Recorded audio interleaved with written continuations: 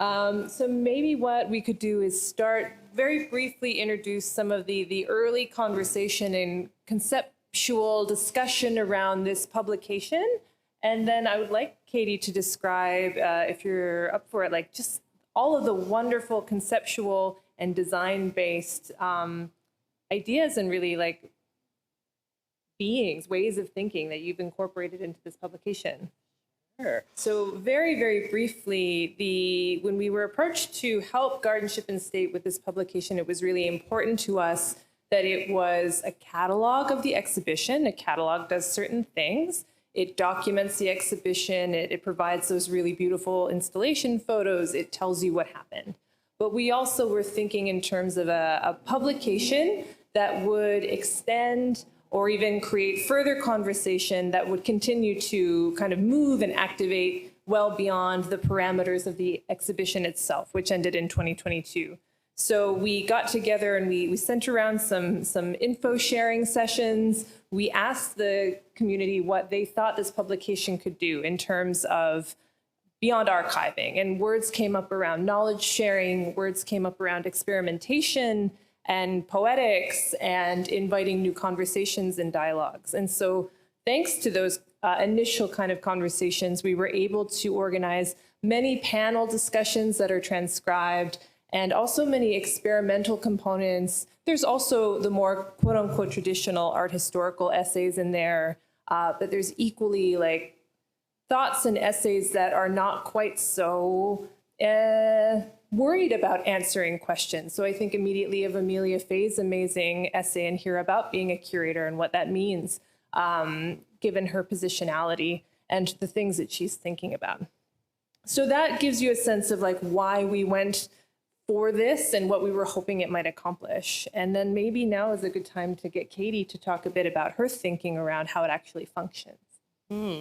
So in the catalog, there is a small essay that I wrote about designing the catalog. And I mean, this is a good reference for this discussion, if I can find it quickly. But we can't start talking about the catalog without, again, mentioning the journal, the themes and discussions that were had with the cross-pollinator group really shaped the way that this whole thing came together, along with, again, the idea of the two-row wampum. Here it is. So the two-row wampum became very important in the, of course, in the talk of the exhibition, but also in the physical design of the book. So in the layout of the pages, these are laid out in five columns to reference the two-row wampum. Also, the way that the information is organized inside of it and the way that we've treated it actually makes a two-row wampum along the spine as well. It's a kind of nice, again, nice little reference, and just shows the intentionality that went into every single aspect of this design. In accessibility was also a very huge part of this design. We wanted the text to be super, super legible. So we used a font called Atkinson Hyperlegible, which is developed by the Braille Institute. We also gave lots of spacing to the text, and those who have dyslexia mentioned that this is a very easy thing to read. So where it could seem daunting to have 300 pages and all of these lovely texts, we tried to make it as easy as possible for you to quickly digest the very complex themes in the book.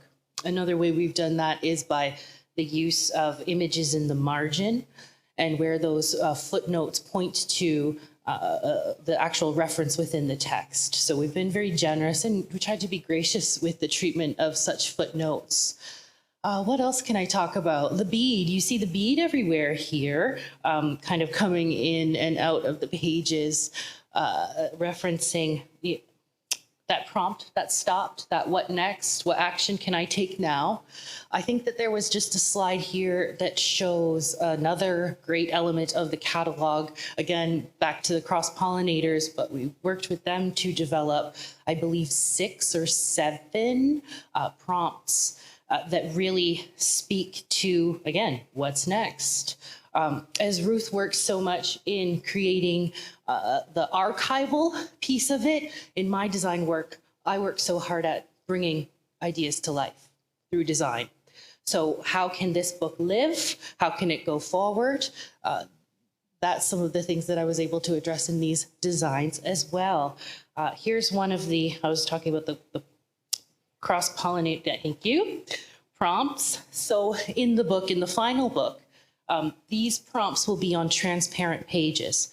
So you'll actually be able to see right through to the other end, which is the title page. So it's kind of a nice section break through that. Also with the section break transparencies, with the bead comes again.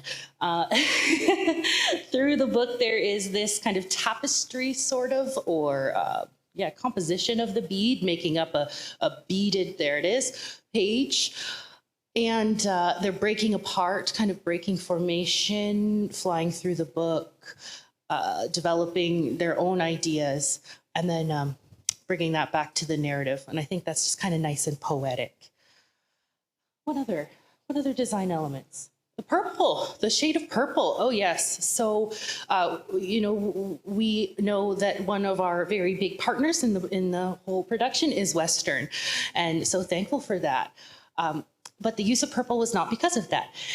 In the two-row wampum, that beautiful color purple, those beads were developed using the quahog shell. And this shell has this very natural color of purple in it. So this color purple directly references that. So taking an actual image of that shell and then taking a beautiful color purple that is not the same beautiful color purple of Western.